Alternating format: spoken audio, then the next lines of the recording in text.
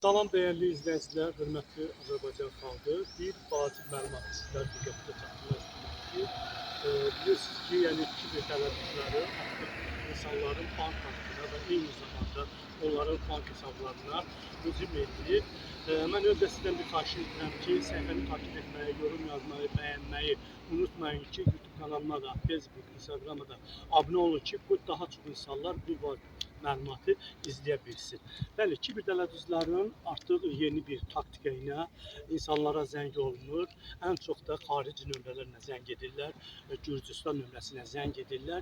Məhz vətəndaşa bildirirlər ki, sizin bank hesabınız və yaxud bank kartınız kiber tələbatçılar tərəfindən təhlükədədir. Siz bəzi məlumatları bizə verin ki, biz bunu koda salaq.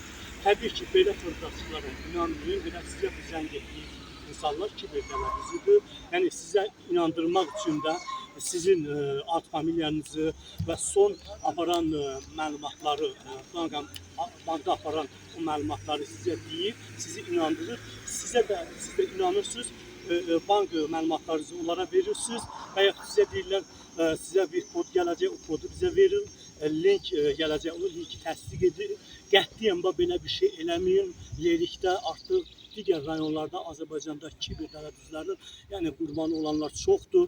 Pulları silirlər, oğurlayırlar. Yəni bank əməkdaşı əgər sizdən məlumat istəyirsə, o sizin apardığınız, sizin özünüzə məlumat vermək üçün son 3 əməliyyatın ikisini əgər bank əməliyyatçıya siz düzgün deyərsinizsə, o halda sizə bank əməkdaşı sizə məlumat verir.